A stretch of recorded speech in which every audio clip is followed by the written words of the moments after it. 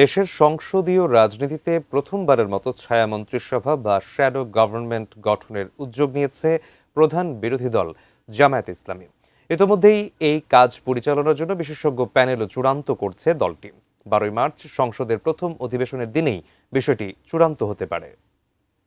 সংসদ সদস্যরূপে ত্রয়োদশ সংসদ নির্বাচনের পরপরই ছায়া মন্ত্রিসভা গঠনের বিষয়টি আলোচনায় আসে। 14 ফেব্রুয়ারি সুনামগঞ্জ 2 আসন থেকে পরাজিত হওয়া জামাতের প্রার্থী অ্যাডভোকেট শিশির মনির প্রথম এই ছায়া মন্ত্রিসভার কথা তোলেন। তার পরদিন এনসিপির মুখপাত্র আসিফ মোহাম্মদ সজীব ভুঁইয়াও সামাজিক যোগাযোগ মাধ্যমে এই মন্ত্রিসভা গঠনের কথা জানান। আমি বুঝি নির্মাণের শিল্প, সালাম স্টিল বোঝে ডিউরেবিলিটি। সালাম স্টিল মোস্ট ডিউরেবল স্টিল।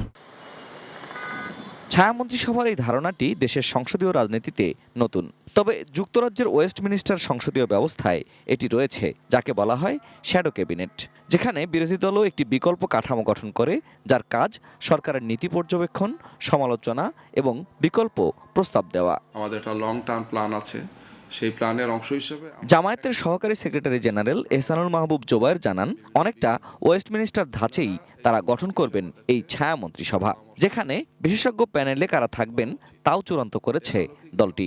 আমরা এক্সপার্টদের টিম করেছি মন্ত্রণালয় ভিত্তিক, বিভিন্ন বিভাগ ভিত্তিক, যে ওনারা এই সমস্ত বিষয়ে আমাদেরকে পরামর্শ দেবেন যে কি করা উচিত। এর আলোকেই কিন্তু আমরা 20 ডিসেম্বর হোটেল ইন্টারকন্টিনেন্টাল একটা পলিসি সামিট করেছিলাম। এই টিমটাই কিন্তু আমাদের এটা দিয়েছে। সংসদ সদস্যদের মধ্য থেকেই ঠিক করা হবে কারা পাবেন কোন দায়িত্ব। তার আগে তাদের কিছুটা প্রশিক্ষিত করার পরিকল্পনা রয়েছে দলের। যেহেতু অধিকাংশই একদম প্রথমবারে সংসদে যাচ্ছেন, 9 জনের মতো আমরা আছেন যারা অতীতে সংসদ সদস্য ছিলেন, একবার বা একাধিকবার ছিলেন। তো এই জন্য আমরা প্রাথমিকভাবে 2 দিনের একটা ওরিয়েন্টেশন করেছি। এটা নিয়ে আমাদের পরিকল্পনা আছে, আমরা ধাপে ধাপে আর অনেকগুলো ওনাদেরকে নিয়ে এই সমস্ত বিষয় নিয়ে ট্রেনিং হবে, ট্রেনিং সেশনগুলো হবে, তাদেরকে এটা সম্পৃক্ত করব এবং এদের মধ্য থেকেই এই এক্সপার্টদের সাথে সমন্বয় করে সরকারের যে বিভাগগুলো আছে, রাষ্ট্রের যে বিভাগগুলো আছে, এই বিভাগগুলোর সাথে ওনাদেরও প্যারালাল বিভাগগুলো থাকবে। কে হবে না, কাকে দেব না দেব, এটা আমরা পরবর্তীতে আলোচনা করে ডিসিশন যেটা হবে সেটা জানানো হবে। দলটির তরুণ সংসদ সদস্য ব্যারিস্টার মীর আহমেদ বিন কাশেম জানান, সংসদের প্রথম অধিবেশনের দিনই আসতে পারে ছায়া মন্ত্রিসভার ঘোষণা। যেখানে সমালোচনা করা প্রয়োজন শুধু সেখানেই হবে, এবং কোথাও যদি সরকারকে সদরে গ্রহণ করতে হয় যে এই কাজটা আমরা গ্রহণ করছি, আমরা নির্দ্বিধায় বলবো।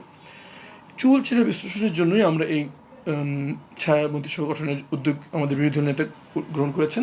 জনগণ জানতে পারবে যে অবশ্যই কে কোন দায়িত্ব থাকছে। আমরা একদম শপথ অনুষ্ঠান করার একটা পরিকল্পনা আছে, বাট খুব বিস্তারিত আমাদের বিরোধী দল নেতাই জনসমক্ষে ফল প্রকাশ করবেন ইনশাআল্লাহ। Ferdous Rahman, ATN news, Dhaka.